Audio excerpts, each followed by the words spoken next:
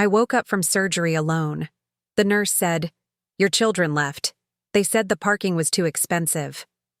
I started sobbing. Suddenly, a tall man in a suit walked in and gently held my hand. "Mrs. Davis? You don't remember me, but you paid for my lunch every day in 3rd grade." He wasn't just a visitor. He was the owner of the hospital. What he did next changed everything. I'm glad to have you here. Follow my story until the end and comment the city you're watching from, so I can see how far my story has reached. The fluorescent lights above my hospital bed hummed with that cold, mechanical sound that makes you feel more alone than you already are. I blinked slowly, my throat dry as sandpaper, trying to focus on the clock mounted on the sterile white wall. 3:27 in the afternoon. The anesthesia was still making everything feel fuzzy around the edges, but one thing was crystal clear: the silence. My name is Adrienne Davis, and I'm 64 years old.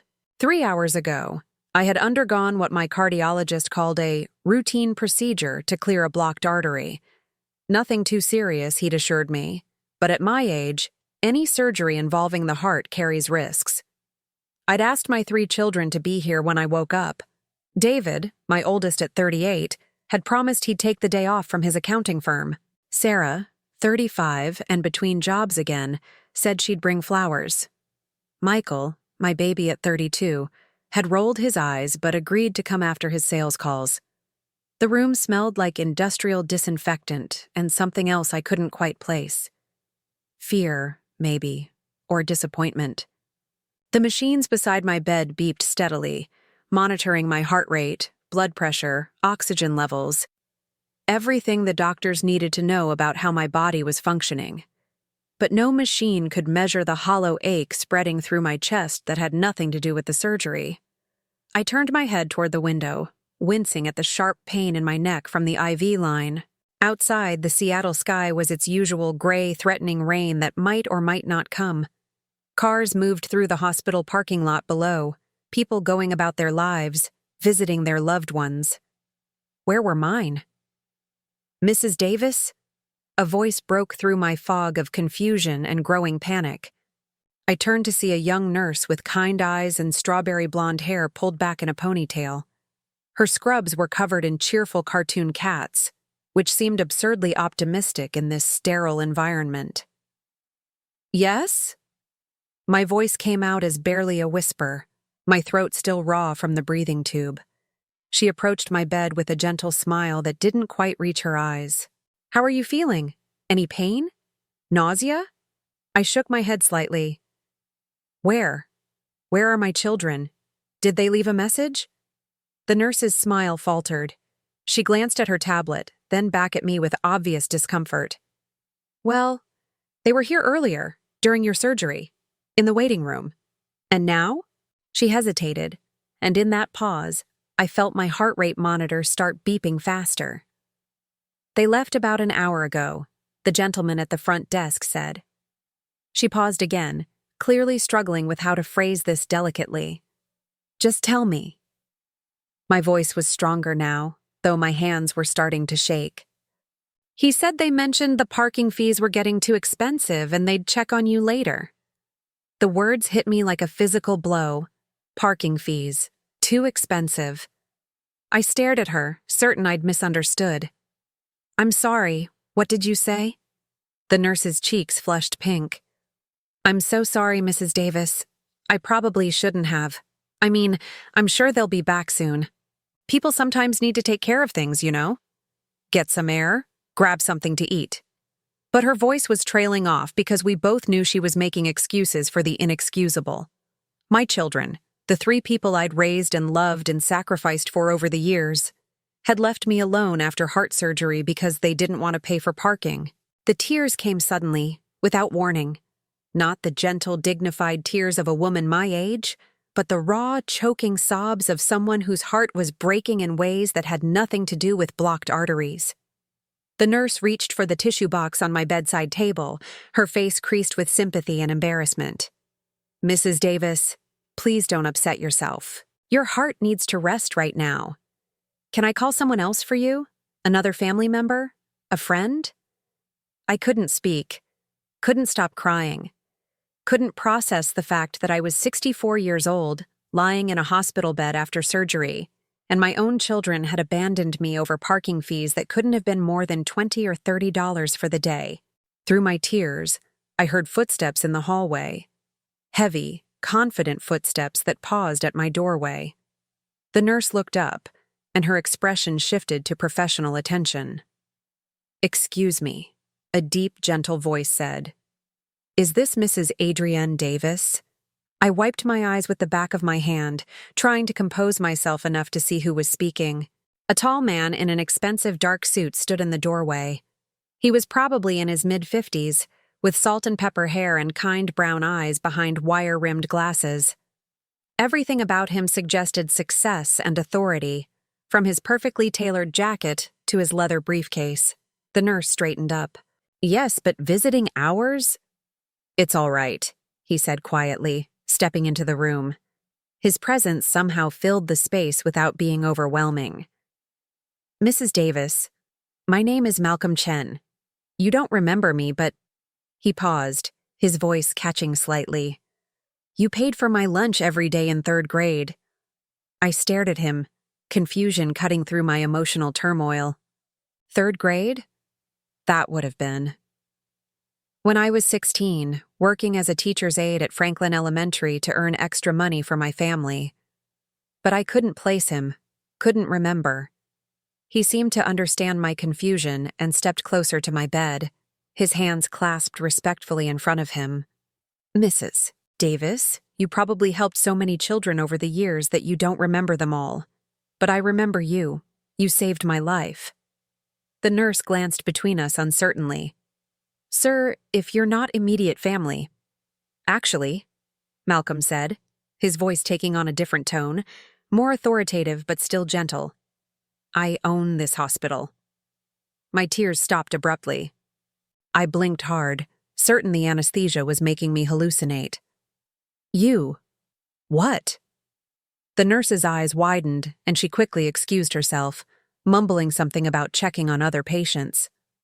Malcolm watched her go, then turned back to me with a small, sad smile. "May I sit down?" he asked, gesturing to the chair beside my bed. I nodded, unable to find my voice. He sat down carefully, setting his briefcase on the floor, and for a moment just looked at me with those kind eyes that seemed familiar now, though I couldn't place them in a child's face from decades ago. "I've been looking for you for years," he said quietly. "Ever since I finished medical school and started building my career. I always wondered what happened to the teacher's aide who made sure a hungry little boy didn't go without lunch." My heart monitor was beeping faster again, but this time it wasn't from distress. It was from a strange mixture of confusion, hope, and something I couldn't quite identify. "I don't understand," I whispered. "Malcolm? Chen? I'm sorry, I can't remember." "You wouldn't," he said gently.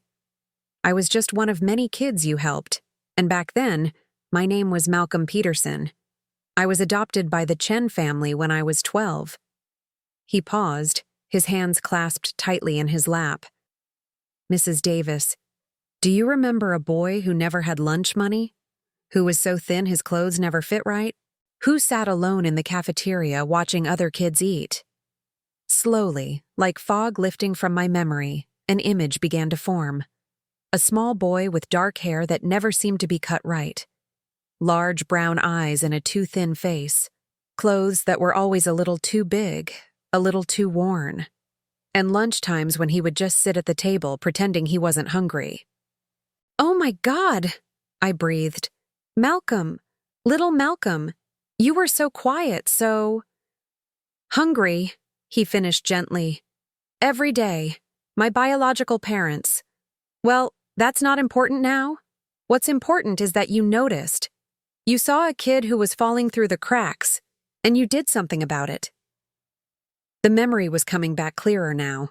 I had been working at Franklin Elementary to supplement my family's income. Even at 16, I was already helping my parents pay bills, already learning what it meant to sacrifice for the people you love. I'd noticed Malcolm because he reminded me of myself, trying to be invisible, trying not to be a burden. You never asked questions, he continued, his voice thick with emotion. You never made me feel like charity. You found a way to make sure I had lunch every day, for 2 whole years. I remembered now, the way I'd slip extra lunch tickets to him, how I'd tell him the cafeteria had made too much and needed someone to help eat the leftovers. The way his face would light up when I'd hand him a tray of food, like I'd given him the world. Malcolm, I said, fresh tears starting to fall. You were just a baby. You were so thin. He reached out and gently took my hand, and the warmth of human contact after hours of cold abandonment nearly broke me all over again. Mrs. Davis, he said softly. When I woke up this morning, I had no idea this would be the day I'd finally get to thank you. When my assistant told me there was an Adrienne Davis having surgery here, I had to come see if it was really you. I squeezed his hand. This successful man who had once been a hungry little boy I'd tried to help. I can't believe. Look at you. You became a doctor. You own a hospital. Because of you, he said simply. Because someone showed me that kindness existed in the world, that I was worth caring about. We sat in silence for a moment, his hand warm in mine, the steady beeping of the machines marking time. Outside, the Seattle sky was growing darker, but somehow the room felt brighter than it had all day. Mrs. Davis, Malcolm said carefully, I noticed you were alone when I came in. Is there no one here with you? And just like that, the pain came flooding back. The reality of my situation crashed over me again, made even more stark by this unexpected kindness from a stranger who wasn't really a stranger at all. My children, I said, my voice breaking. They left. They said the parking was too expensive. Malcolm's grip on my hand tightened, and I saw something flash across his face. Anger, maybe, or disbelief. When he spoke, his voice was carefully controlled. I see, he said quietly. Well then, it's a good thing I'm here. Because, Mrs. Davis, I made a promise to myself a long time ago. If I ever found the woman who saved that hungry little boy, I was going to make sure she was never alone when she needed someone. Malcolm stayed with me until the evening shift change, and for the first time since waking up, I didn't feel abandoned. He'd insisted on having the kitchen send up dinner for both of us. Real food, not the standard hospital fare. We ate slowly, carefully, as he told me about his journey from that hungry third grader to the man sitting beside my hospital bed. After the Chens adopted me, he said, cutting his salmon into precise pieces, everything changed. They gave me stability, education, love, but I never forgot those 2 years at Franklin Elementary. I never forgot being hungry, and I never forgot the teacher's aide who made sure I wasn't. I picked at my own meal, still overwhelmed by the day's events. I just did what anyone would do. No, Malcolm said firmly, setting down his fork. That's not true, and we both know it. Mrs. Davis, may I call you Adrienne? I nodded, suddenly feeling shy. This accomplished man was treating me with more respect and care than my own children had shown. Adrienne, do you remember how you paid for those lunches? I frowned, thinking back. I had my teacher's aide salary. It wasn't much, but $3 a day, he said quietly. That's what school lunch cost back in 1975. You were making about $200 a month as a teacher's aide. Do you know what that $3 a day meant? I shook my head, though something uncomfortable was stirring in my memory. It meant you were spending almost half your paycheck feeding me. A kid you barely knew, a kid whose own parents couldn't be bothered to provide for. The memory hit me like a physical blow. I had forgotten, or maybe I'd forced myself to forget, how tight money had been back then. I was 16, trying to help my own family pay rent. And yes, I'd been spending almost half my earnings on lunch for a boy who reminded me too much of myself. I'd eaten peanut butter sandwiches for lunch for 2 years so Malcolm could have hot meals. I remember now. I whispered. I remember being hungry too. But you were so little, and you looked so lost, he finished. I was lost, Adrian. And you found me. He reached into his briefcase and pulled out something that made my heart skip. It was a yellowed lunch card from Franklin Elementary, the kind they used to punch holes in when you bought a meal. This one was worn soft from handling, the edges frayed. I kept this, he said, holding it carefully. All these years. It's the last lunch card you gave me before the school year ended, before I never saw you again. I took the card with trembling fingers, remembering the texture of them, the way they'd smell faintly of the cafeteria's industrial food. Why? Why did you keep this? Because it represented hope, he said simply. When the world seemed dark and I felt like nobody cared if I lived or died, I'd look at that card and remember that someone had noticed me. Someone had thought I was worth feeding. Tears were threatening again, but these felt different, cleaner somehow. Malcolm, I had no idea. I just saw a hungry child and you acted, without hesitation, without expecting anything in return. He leaned forward slightly. Do you know what I did with that lesson? I shook my head. I became a doctor because I wanted to help people the way you helped me. I specialized in pediatrics first, then moved into hospital administration so I could help on a larger scale. And every business decision I've made, every policy I've implemented in my hospitals, has been guided by one question: what would Adrian do? The weight of his words settled over me. This successful man, this owner of multiple hospitals, had been carrying my influence with him for decades. While I'd been struggling to raise my own children, working multiple jobs and barely making ends meet, my simple act of kindness had been growing into something I never could have imagined. I built my first clinic in a low-income neighborhood, Malcolm continued. Free lunch program for kids whose families couldn't afford it. Then I expanded to full medical services. Now I own 4 hospitals across the Pacific Northwest, and every single one has a program to make sure no child goes hungry while they're getting treatment. I stared at him, overwhelmed. Because of school lunches? Because of you, he corrected gently. Because you taught a little boy that kindness exists, even when the world feels cruel. We sat in comfortable silence for a moment, the hospital's evening sounds settling around us. Somewhere down the hall, a baby was crying. Elevator bells chimed softly.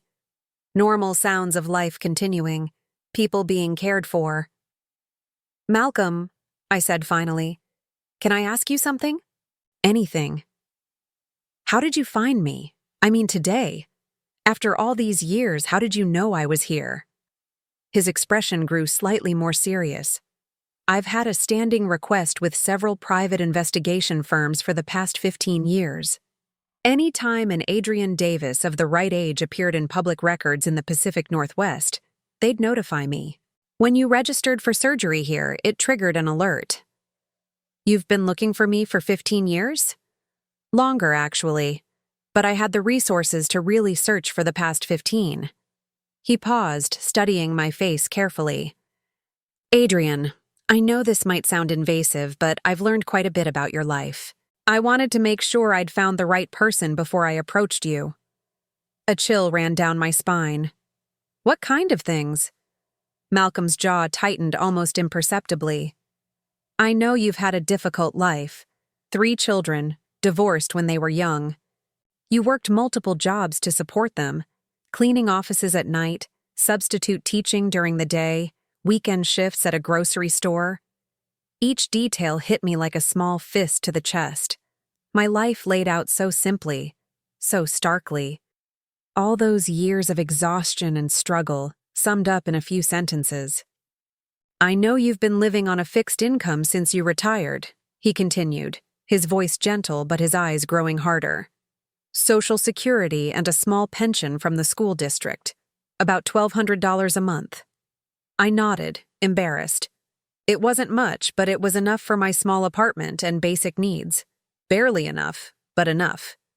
And I know, Malcolm said, his voice dropping lower, that despite having so little, You've been helping your children financially for years. David's accounting practice that nearly failed 5 years ago. You took out a loan against your pension to help him. Sarah's credit card debt from when she was unemployed for 8 months. You've been making minimum payments. Michael's car down payment last year. That was your money, too. My cheeks burned with shame. How did he know all this? And why did hearing it spoken aloud make it sound so pathetic? How do you...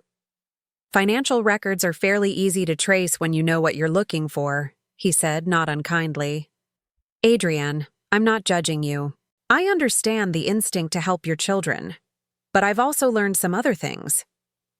The way he said it made my stomach clench. What other things? Malcolm was quiet for a long moment, clearly weighing his words. When he spoke, his voice was careful, controlled. I know that none of your children have been to visit you in the past 6 months before today. I know that David hasn't returned your calls from last month when you were having chest pains. I know that Sarah borrowed $2,000 from you in December and hasn't spoken to you since. Each fact was like a small cut, precise and painful. I wanted to defend my children, to explain that they were busy, that they had their own lives, that I understood, but the words wouldn't come. And I know, Malcolm said, his voice growing softer with sympathy, that when you called each of them to tell them about today's surgery, you had to leave voicemails. None of them called you back until this morning. The tears came again, but this time they felt different. Not just sadness, but a deep, bone-tired recognition of truths I'd been avoiding for years. They're busy, I whispered, the same excuse I'd been making to myself for so long. They have their own families, their own problems. Adrienne, Malcolm said gently. When I was 8 years old and the Chens adopted me, I made a promise to myself. I promised that if I ever had the chance to repay your kindness, I would. But I also promised that I would never let anyone treat someone the way my biological parents treated me. He leaned forward, his eyes intense but kind. I've been watching your children's behavior patterns for months now, ever since I confirmed you were the Adrienne Davis I was looking for. And what I've seen. He paused, clearly struggling with how much to say. What I've seen concerns me deeply. My heart was racing now, the monitor beside my bed beeping faster. What do you mean? Malcolm reached into his briefcase again and pulled out a manila folder. He hesitated, holding it in his hands. Adrienne, I want you to know that everything I'm about to tell you comes from a place of caring. I owe you my life, and I won't stand by and watch people take advantage of your kindness the way mine was taken advantage of. He opened the folder, and I could see papers inside, documents with official letterheads. 3 weeks ago, he said carefully, David made an appointment with an elder care attorney. Sarah has been researching nursing homes in your area, and Michael has been asking friends about the process for getting someone declared mentally incompetent. The world seemed to tilt sideways. I gripped the bed rail, certain I was going to be sick. That can't be right, I breathed. They wouldn't. They're my children. They love me. Malcolm's expression was infinitely gentle, but his words cut deep.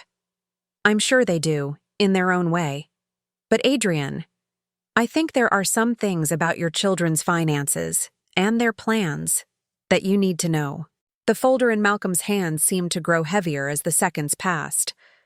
I stared at it, part of me wanting to snatch it away and throw it across the room, and part of me needing to know the truth, no matter how much it might hurt. Maybe I shouldn't show you this while you're recovering, Malcolm said, noticing my distress. The monitors beside my bed were beeping more rapidly now, reflecting my elevated heart rate. No, I said firmly, surprising myself with the strength in my voice. I need to know. I've spent too many years making excuses for them, haven't I? Malcolm nodded slowly, then opened the folder. What I'm about to show you I didn't obtain illegally. It's all public record, or information that was shared with me by people who were concerned about the pattern they were seeing. He pulled out the first document, a printed email. This is from the elder care attorney David consulted. The attorney was uncomfortable with the consultation and reached out to me through mutual professional contacts. I took the paper with shaking hands. The email was addressed to someone named Patricia Henley, Elder Law Associates. My eyes scanned the text, but the words seemed to swim together until one paragraph jumped out at me. Mr.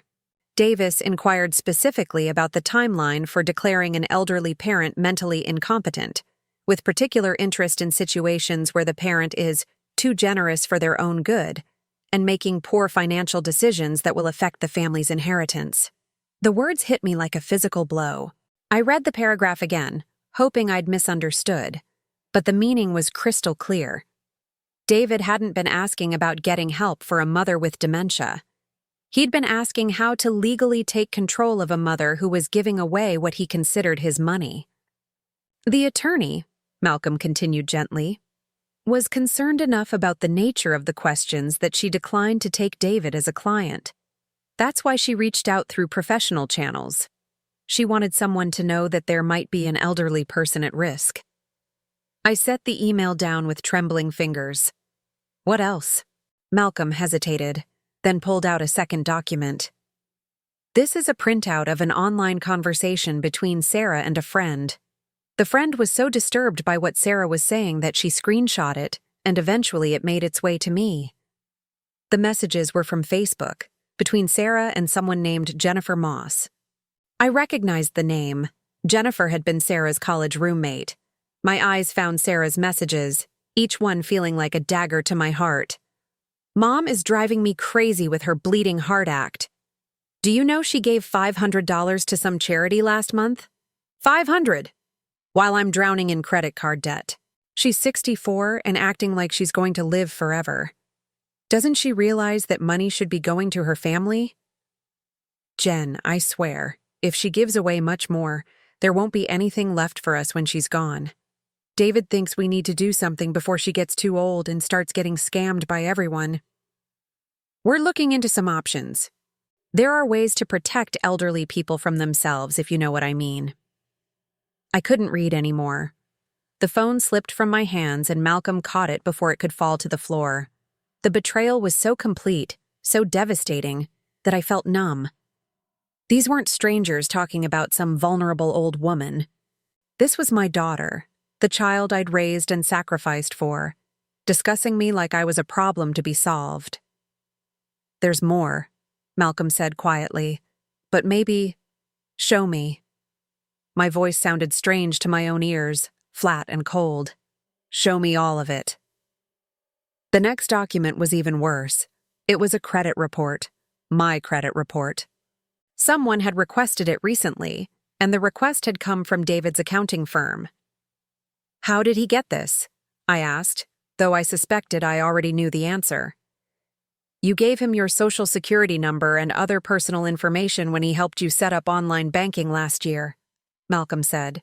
He's been monitoring your finances without your knowledge. The credit report showed everything. My modest savings account with $3,400. My checking account that stayed around $200 most months. The small loan I'd taken against my pension to help David's business.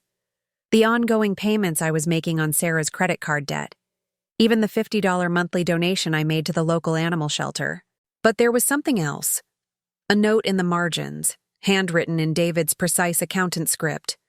Unnecessary charitable giving, approximately $800 per year, could be redirected.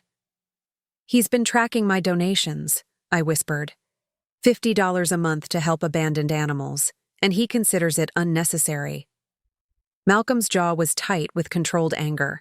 There's one more thing, Adrian. This one is the hardest to see, but I think you need to know. He pulled out his phone and showed me an audio file.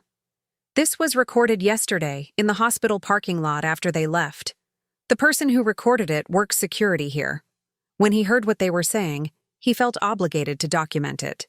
My hands were shaking so badly I could barely hold the phone, but Malcolm helped me steady it as he pressed play.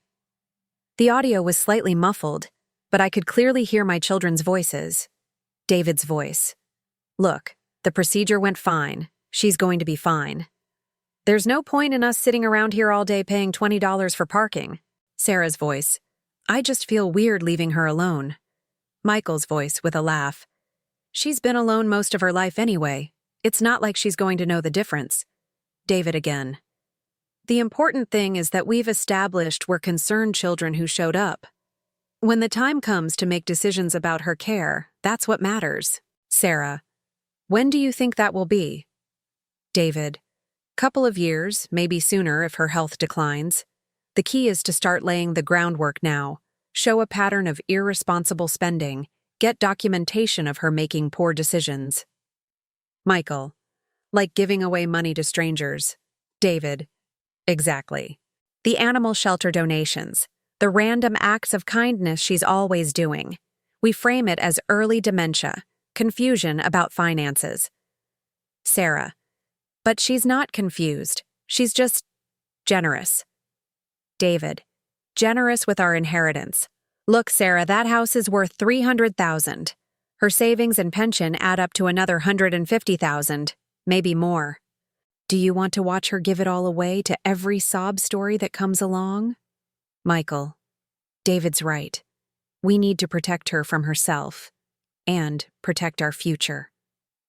The recording continued for another minute, my children discussing me like a business problem, calculating my worth down to the dollar, planning how to take control of my life and my decisions. When it finally ended, the silence in the hospital room felt deafening. I stared at Malcolm's phone long after the audio stopped playing. In the space of an hour, I had discovered that the three people I loved most in the world saw me not as a mother, but as an obstacle to their financial security. Every act of kindness I'd ever shown, every dollar I'd donated to help others, was seen as theft from their future wealth. They think I'm losing my mind, I said finally, my voice barely audible. They're planning to have me declared incompetent because I give $50 a month to help animals.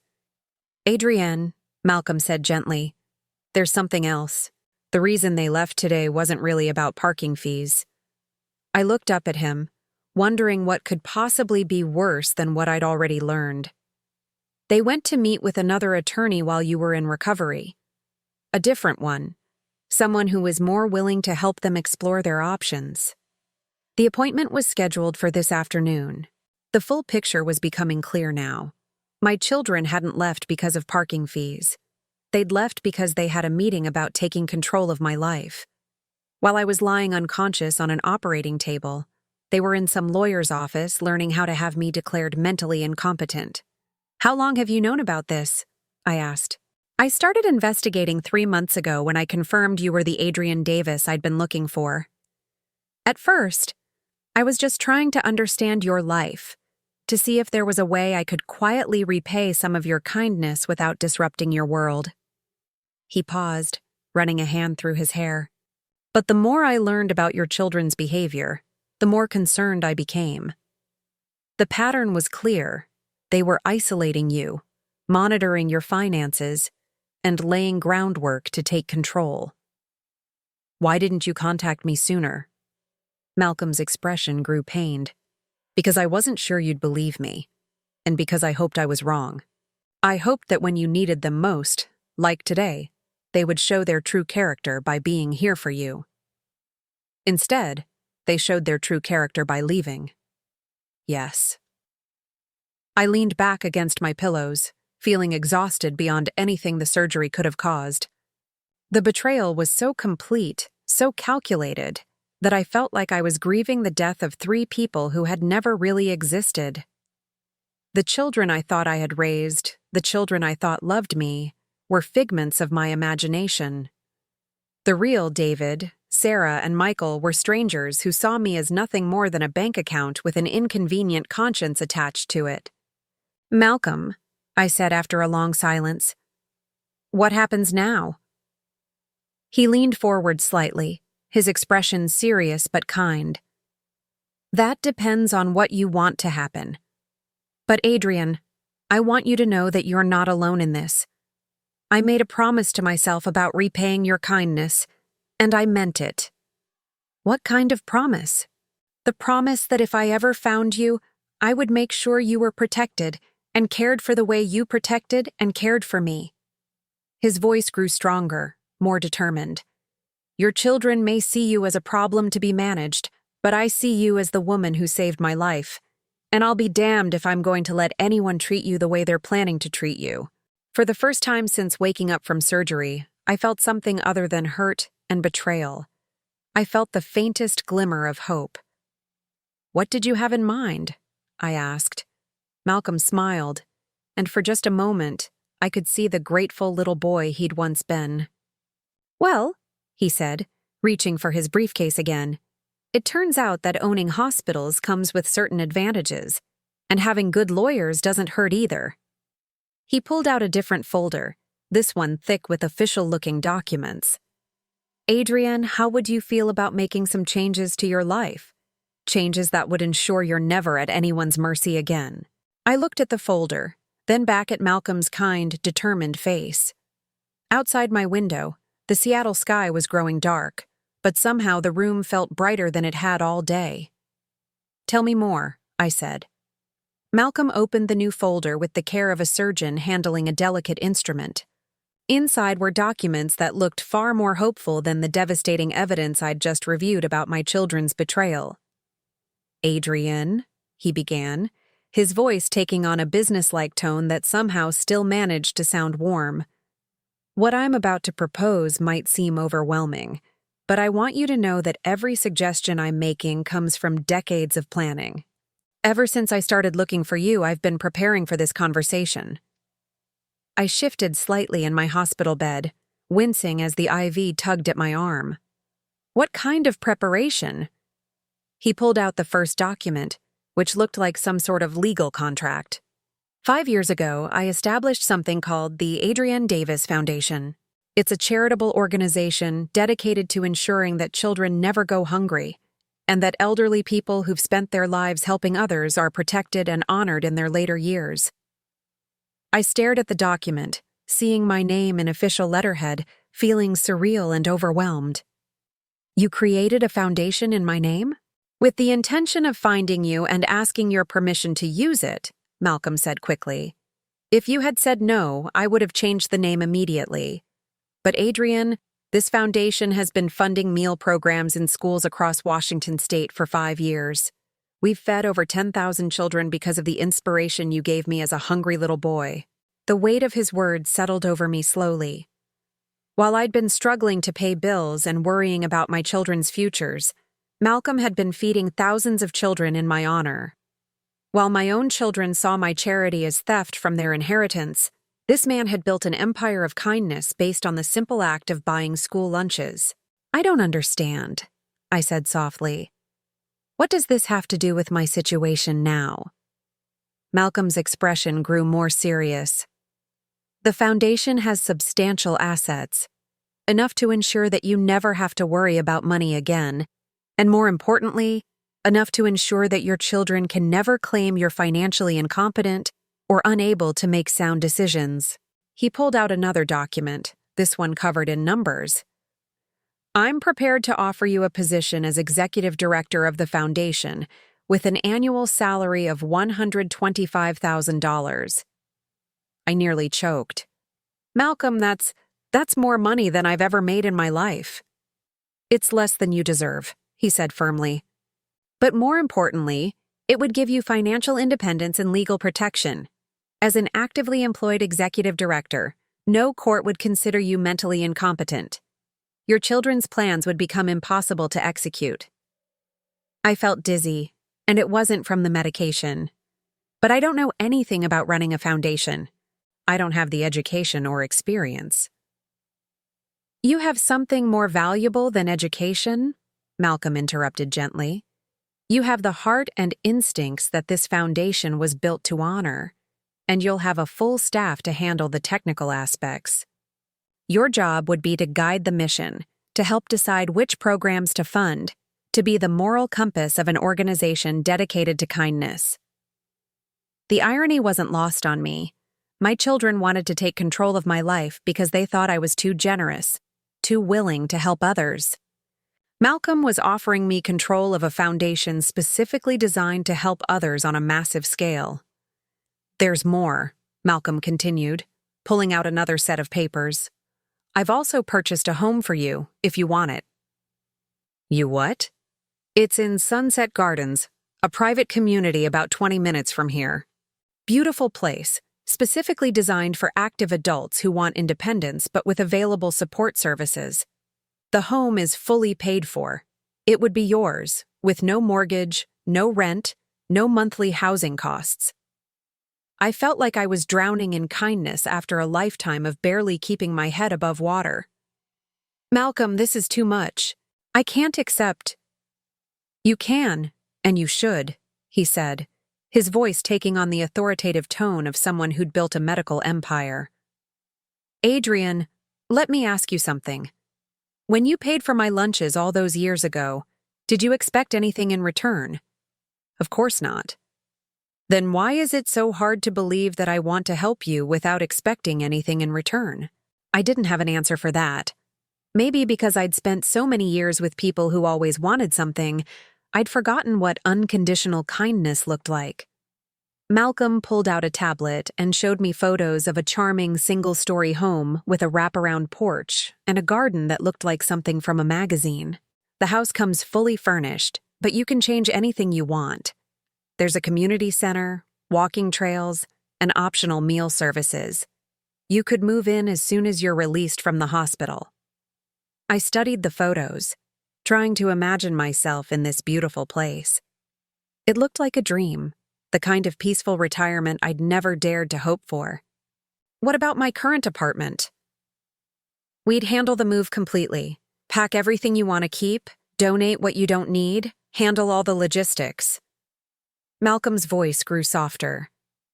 Adrian, I want you to understand something. This isn't charity. This is justice. You gave a hungry child hope and dignity. Now that child, grown up, wants to give you security and peace. I looked at the photos again, then at Malcolm's earnest face. And my children? What about them? They'll be furious. They'll think I've lost my mind, accepting help from a stranger. Malcolm's expression hardened slightly. With respect, Adrian, your children's opinion shouldn't matter in decisions about your own life, especially when their primary concern seems to be preserving their inheritance rather than ensuring your happiness. He was right, and I knew it. But letting go of a lifetime of putting my children's needs first wasn't easy, even after learning how little they valued me. Can I ask you something? I said. Anything. Why now? I mean, you've been looking for me for years. You could have approached me at any time. Why wait until I was in the hospital? Malcolm was quiet for a long moment, clearly choosing his words carefully. Because I needed to be sure you needed help.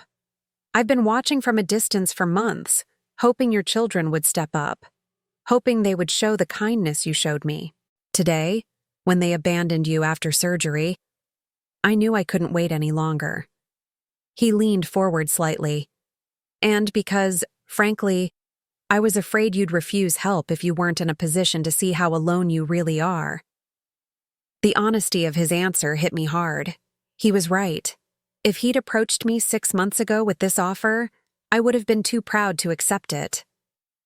I would have made excuses for my children's behavior and insisted I was fine on my own. There's one more thing, Malcolm said, pulling out a final document. This is entirely optional, but I wanted to present it as a possibility. The paper he handed me was a will.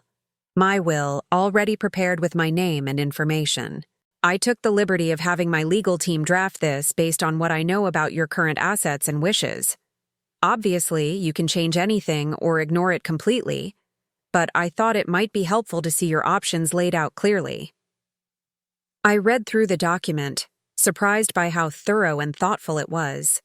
Instead of leaving my modest assets to my children, this will establish a scholarship fund for underprivileged children, donated my house to a charity that helped single mothers, and left specific instructions for my care if I became unable to make decisions for myself. This gives my children nothing, I said, stating the obvious. That's correct. Given their apparent plan to have you declared incompetent in order to access your assets, This seemed like the most protective course of action. I set the will down and looked at Malcolm, this man who had appeared in my darkest hour like an answer to a prayer I hadn't even known I was praying. "You've thought of everything, haven't you?" "I've tried to." "Adrian, I want you to have choices. Real choices, not just the illusion of choice while other people control your life." He paused. "But I need you to know that none of this comes with strings attached. If you want to reconcile with your children, if you want to leave them your inheritance, if you want to live modestly in your current apartment, I'll support whatever you decide. Even if you think I'm making a mistake.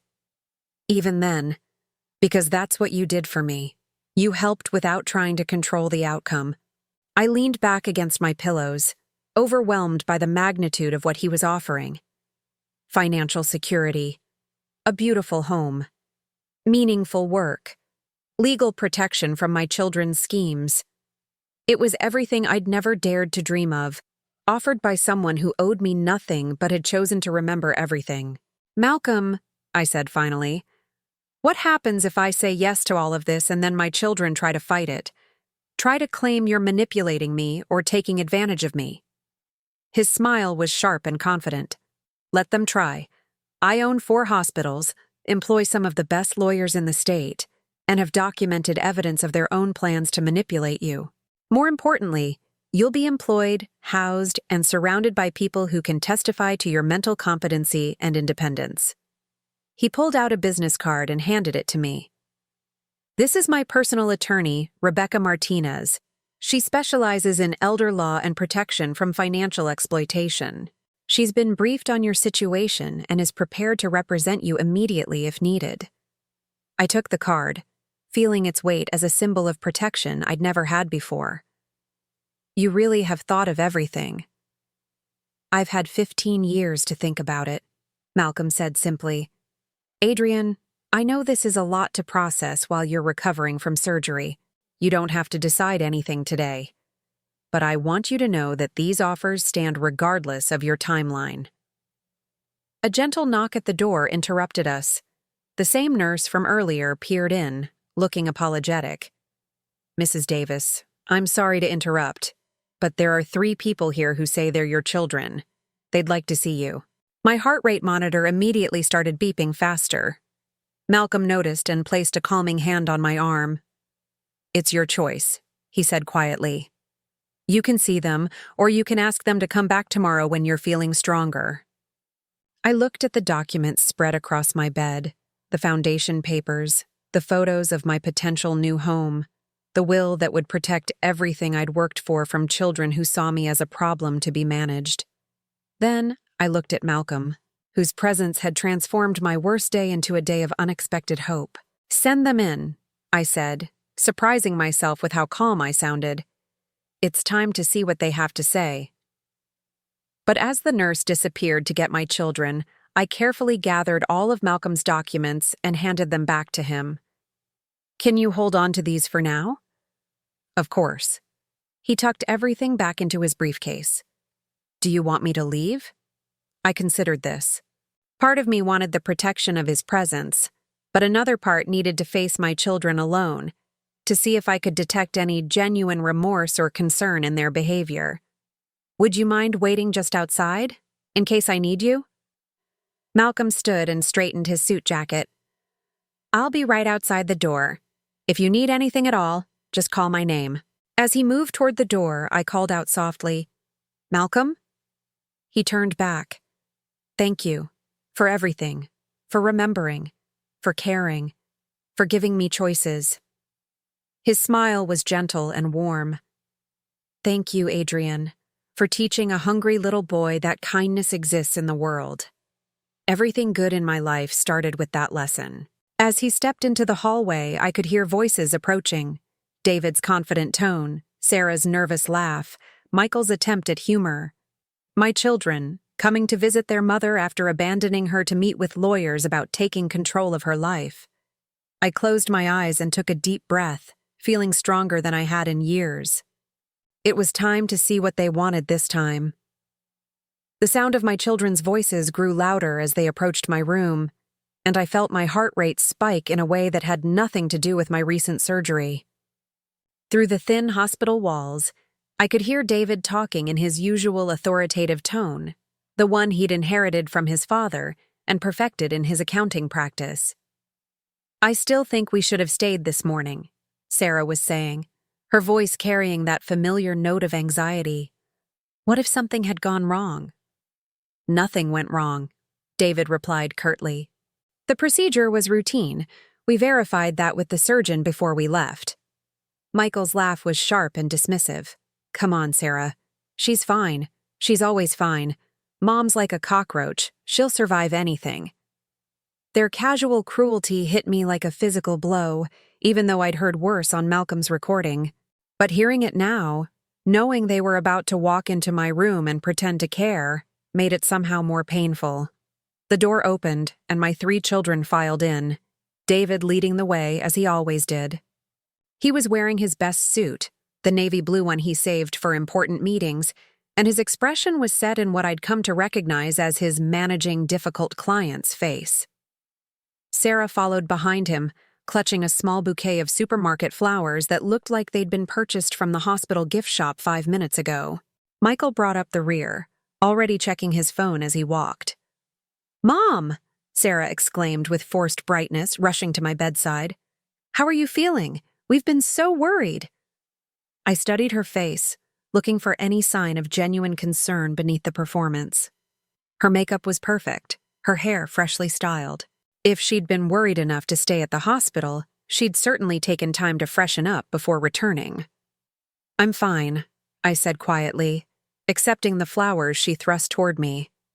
They were already wilting, probably had been sitting under the gift shop's fluorescent lights for days. "Thank you for these." David positioned himself at the foot of my bed, his hands clasped behind his back in a pose that screamed authority and control. "We spoke with Dr. Harrison before we came in. He said the surgery went perfectly. No complications." "That's what I understood too," I replied, watching his face carefully. There was something different about his expression, a tightness around his eyes that suggested he was calculating something. Michael finally looked up from his phone long enough to acknowledge my existence. "You look good, Mom. I mean, considering you just had heart surgery and all." "Thank you, Michael. That's very reassuring." If he caught the dryness in my tone, he didn't show it. He was already scrolling through his messages again, his attention span for family obligations apparently exhausted by that single observation. "So," David said, settling into the chair Malcolm had vacated, "we need to talk about a few things, practical things." Here it comes, I thought. The real reason for their visit. Sarah perched on the edge of the second chair, her hands clasped tightly in her lap. "We've been thinking, Mom, and we're concerned about you living alone, especially after today." "What about today concerns you?" I asked, keeping my voice level. David leaned forward slightly. "Mom, you're 64 years old. You just had heart surgery. What if something happens when you're at home alone? What if you fall or have another episode?" "I have my life alert pendant," I said, "and my neighbors check on me." "Mrs. Henderson is 87 years old," Michael said without looking up from his phone. "What's she going to do if you have a medical emergency? Call 911 and then stand around wringing her hands?" Sarah shot him a warning look.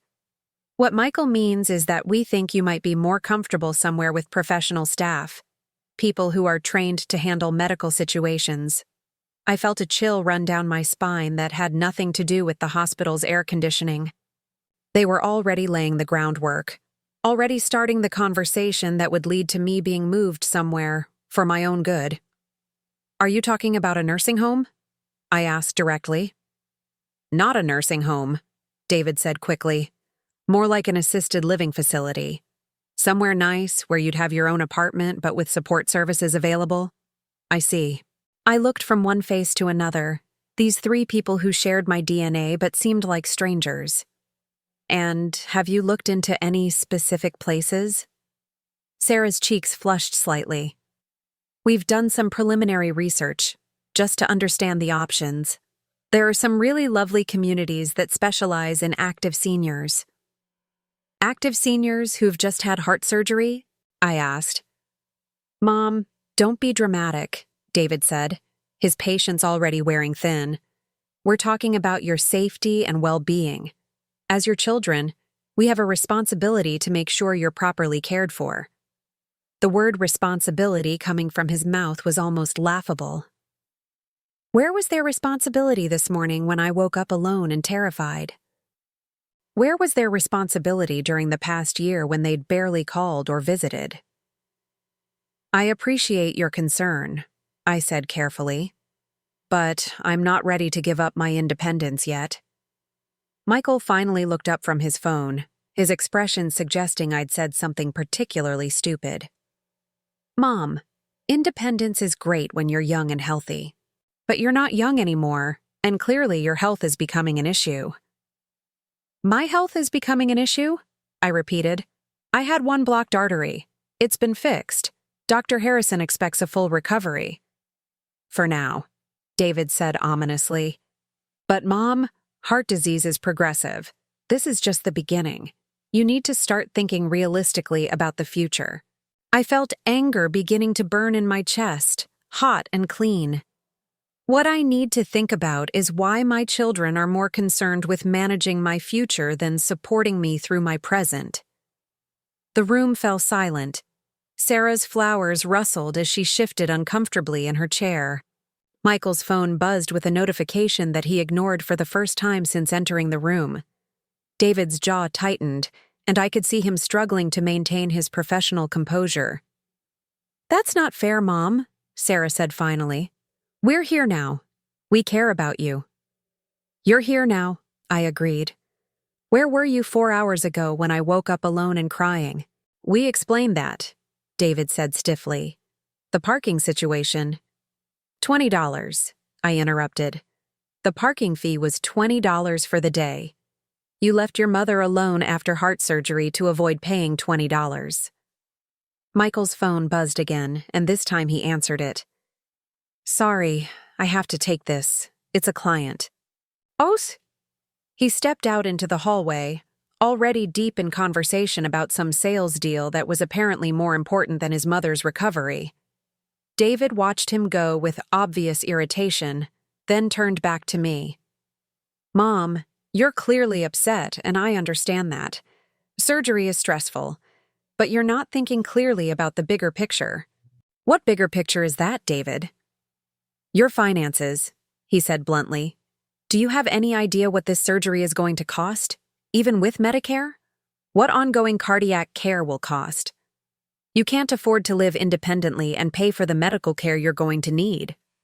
There it was. The real concern. Not my health, not my happiness, but my money, and how my medical expenses might affect their inheritance. I see, I said quietly. And I suppose you have a solution for this financial problem? Sarah leaned forward eagerly. Actually, we do. If you were to move to an assisted living facility, you could sell your house. Use that money to pay for your care. It would probably last several years, maybe longer if you choose a more modestly priced community. And after that money runs out? David shrugged. Medicaid. The state takes over, but by then you'd be settled somewhere, established in a care routine. I stared at them both, marveling at how thoroughly they'd worked this out. Sell my house, spend down my assets, then become a ward of the state. All very neat and tidy, and coincidentally, it would eliminate any inheritance they might otherwise have to wait for. Have you spoken to anyone about this?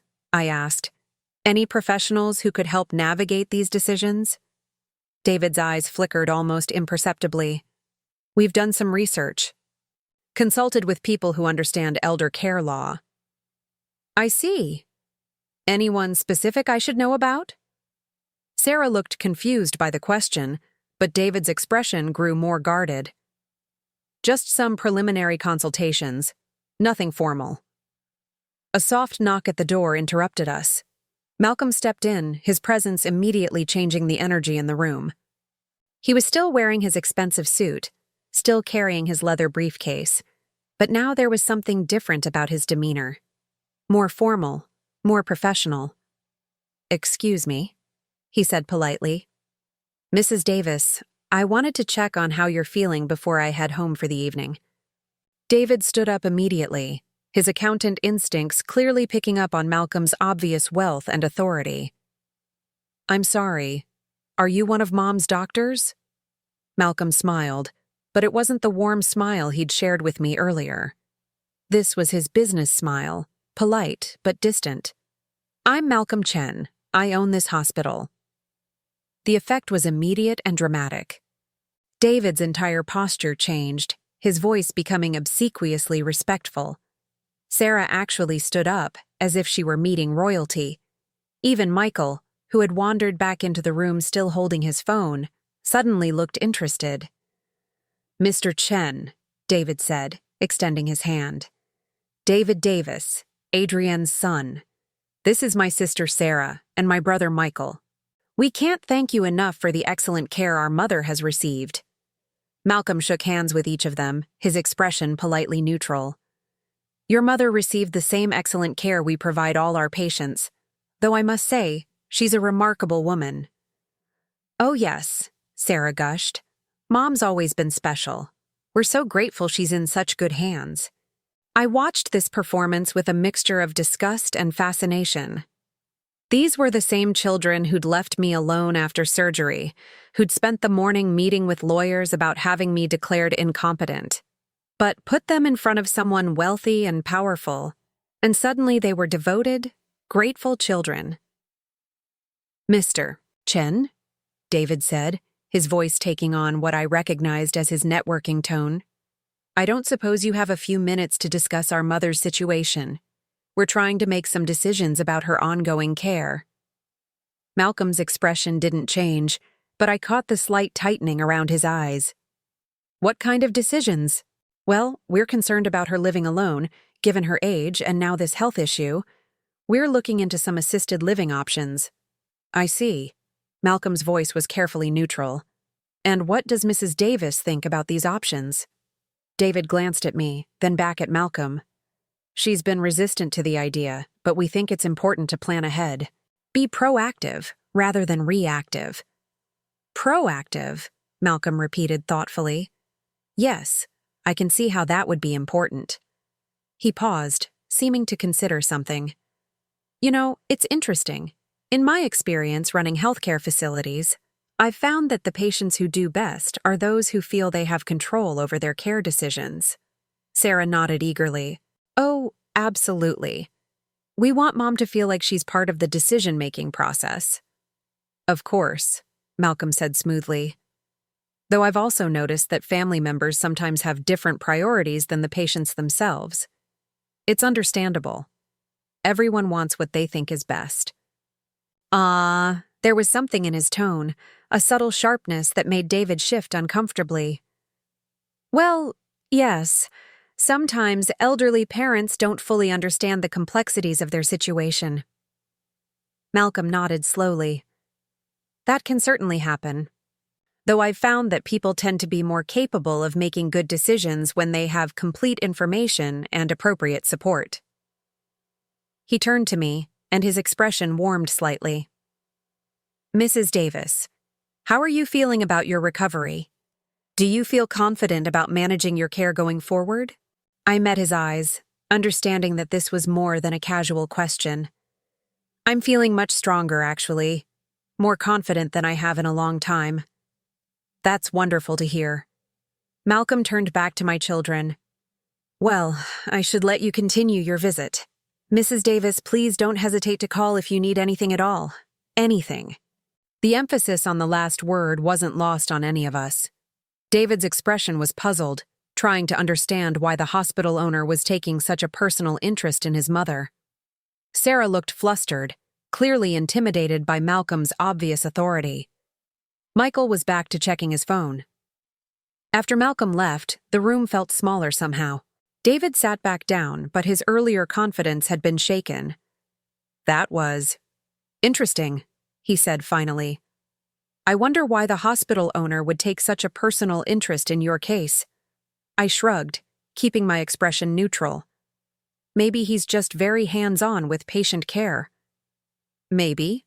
But David's accountant mind was clearly working, trying to figure out what he'd missed. Sarah looked confused by the entire interaction. He seemed very nice, very successful. Very rich, Michael added, finally contributing something useful to the conversation. An idea was forming in my mind, growing stronger by the minute. I looked at my 3 children. David with his calculating mind already trying to figure out how to leverage this new connection. Sarah with her perpetual anxiety about money and status. Michael with his complete indifference to everything except his own immediate gratification. You know, I said slowly, maybe you're right about planning ahead. All 3 of them turned to look at me with renewed attention. I should probably think more seriously about my future, I continued. Make some changes while I'm still healthy enough to make good decisions. David leaned forward, sensing victory. That's exactly what we've been trying to tell you, Mom. Yes, I said thoughtfully. I should definitely make some changes. But the changes I was thinking about weren't the ones they were hoping for. 6 months later, I stood on the wraparound porch of my new home in Sunset Gardens, watching the morning mist lift off the community's central lake. The house that Malcolm had shown me in photographs was even more beautiful in reality. Warm hardwood floors, windows that filled every room with natural light, and a kitchen where I'd learned to cook for pleasure rather than necessity. The transition had been smoother than I'd ever imagined possible. Within a week of my hospital stay, Malcolm's team had handled every detail of my move. My old apartment had been professionally packed, with items I wanted to keep delivered to my new home and everything else donated to local charities.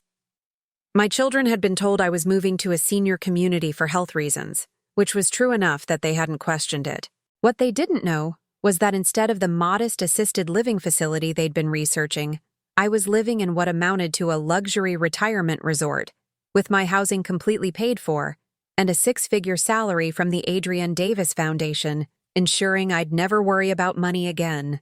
I took a sip of my morning coffee. Real coffee, expensive coffee, not the generic brand I'd been buying for years, and opened the letter that had arrived yesterday.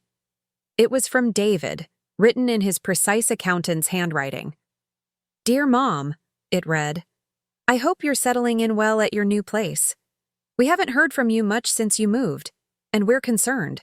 Sarah tried calling last week but got your voicemail. We'd like to visit soon to see how you're doing and make sure you have everything you need. Also, we should probably discuss your financial arrangements. I'm worried about how you're managing the costs of your new living situation on your fixed income. Please call me when you get this. Love, David. I set the letter down next to my morning newspaper, the Seattle Times, delivered to my door every day along with the Wall Street Journal and the local community newsletter. David's concern about my finances was touching, in a way. He had no idea that my fixed income had increased by roughly 10 times since I'd last seen him. My phone rang, interrupting my thoughts. Malcolm's name appeared on the caller ID, and I answered with a smile. Good morning, Malcolm. Good morning, Adrian. How are you feeling today? Wonderful, I said, and meant it. I just finished reviewing the applications for our new school lunch program in Tacoma.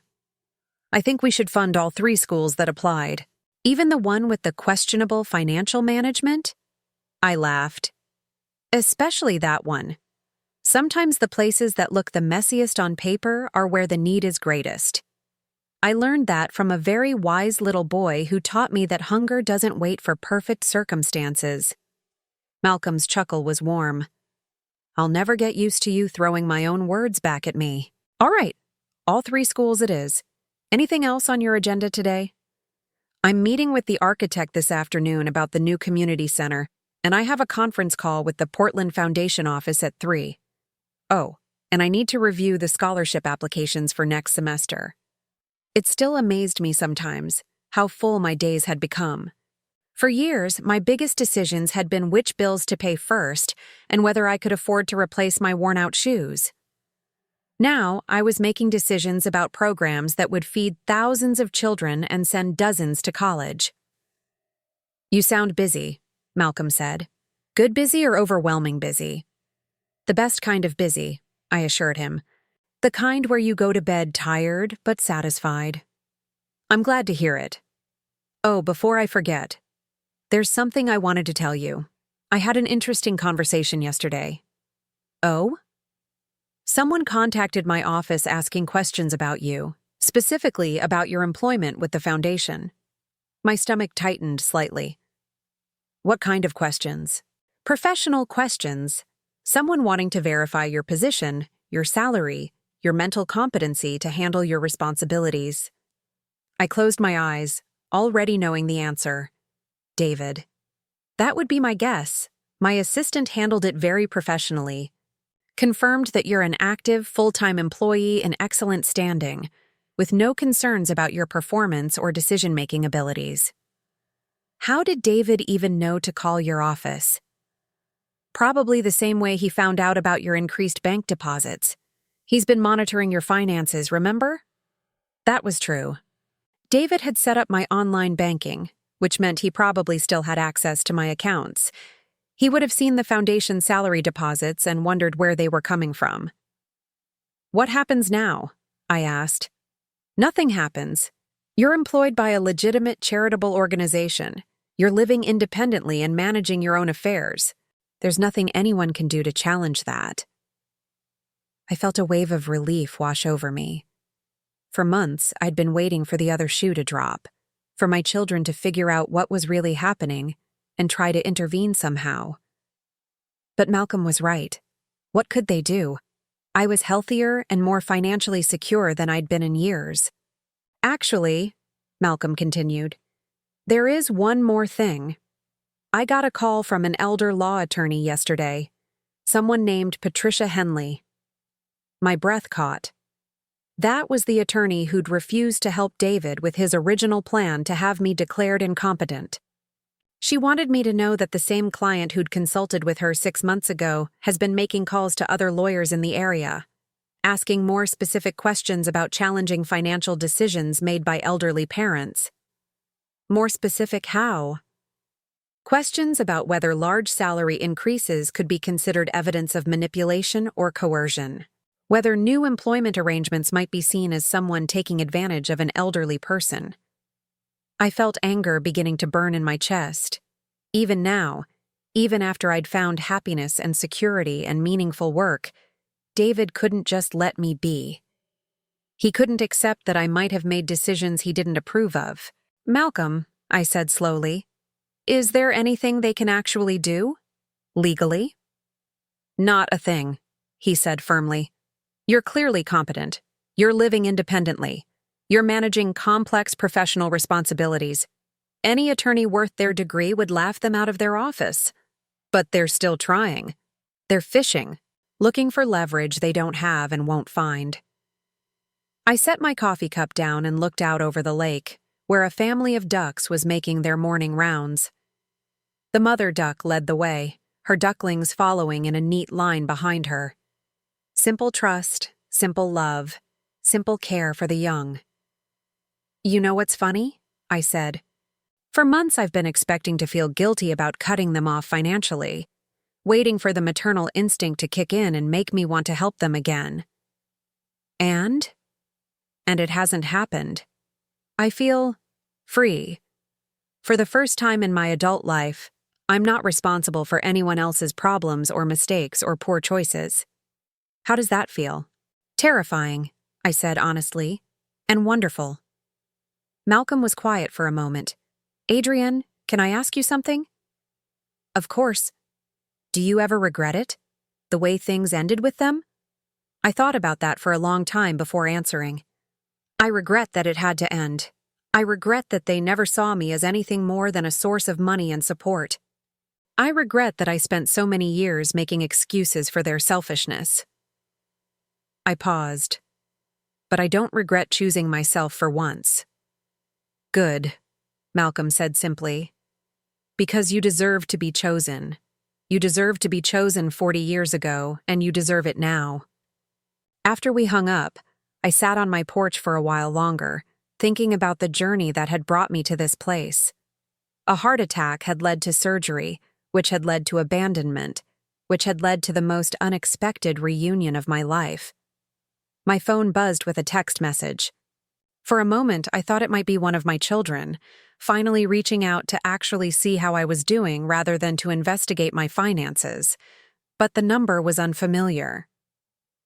"Mrs. Davis, this is Jennifer Chen, Malcolm's daughter. I'm a sophomore at University of Washington, and I'm writing a paper about charitable organizations for my sociology class. Dad told me about the foundation and suggested I interview you about its impact on local communities. Would you be available to meet sometime this week? Thank you, Jenny." I smiled, delighted by the idea of meeting Malcolm's daughter and sharing the story of how a simple act of kindness had grown into something that was now feeding thousands of children and sending hundreds to college.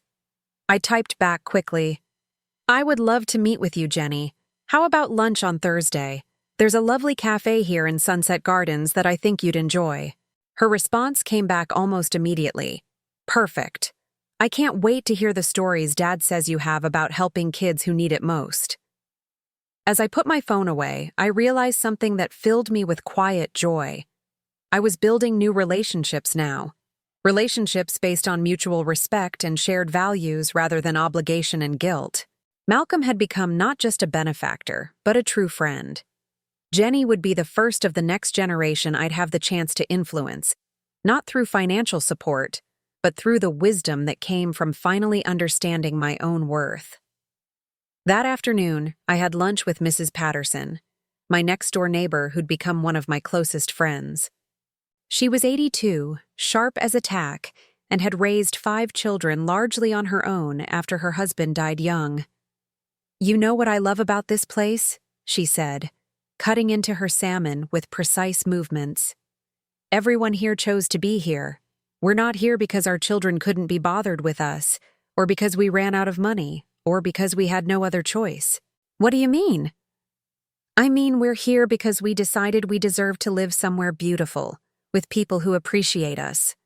We're here because we finally figured out that we matter." Her words resonated deeply. That was exactly how I felt. Like I mattered. Not as a source of financial support, not as someone who existed to make other people's lives easier, but as a person with my own value and worth. "Mrs. Patterson," I said, "can I ask you something personal?" "Honey, at my age, everything's personal. Ask away." "Do you ever miss your old life? Even the difficult parts?" She considered this, sipping her iced tea thoughtfully. "I miss the version of my children I thought I had. Took me years to realize that the children I thought I'd raised and the children I actually raised were 2 different things." "How do you tell the difference?" "Easy," she said with a smile that held decades of hard-won wisdom. "The children you think you raised would move heaven and earth to make sure you're happy and safe. The children you actually raised only show up when they need something." That evening, I sat in my beautiful living room, surrounded by my favorite books and the art I'd finally had the courage to buy for myself. On my coffee table sat Malcolm's old lunch card, which he'd given me as a keepsake, now framed and displayed as a reminder of how far kindness can travel across time. I opened my laptop and began typing. "Dear David, Sarah, and Michael, thank you for your letter and your concern about my well-being. I want you to know that I am happier and healthier than I have been in years. My new home is beautiful, my financial situation is secure, and I have meaningful work that brings me joy every day.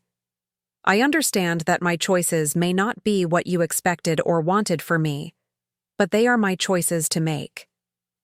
I am not in need of assistance, financial or otherwise, and I am not in danger of being taken advantage of by anyone. I wish you all happiness and success in your own lives. With love, Mom P.S. I have enclosed information about the Adrian Davis Foundation, in case you're interested in learning about the work I do. We're always looking for volunteers if any of you ever decide you'd like to help feed hungry children."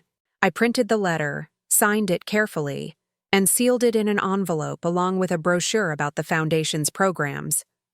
Tomorrow I would mail it, and then I would be done explaining myself to people who had never bothered to try to understand me. As I prepared for bed that night, I stood in front of my bedroom window looking out over the gardens that gave this community its name. Somewhere in this peaceful place were dozens of other people who had discovered, late in life, what it felt like to be valued for who they were, rather than what they could provide.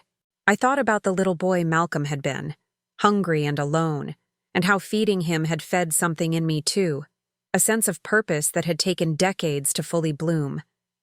I thought about all the children who would benefit from the Foundation's programs, and all the college students who would get scholarships funded by the money I'd once spent enabling my own children's poor choices.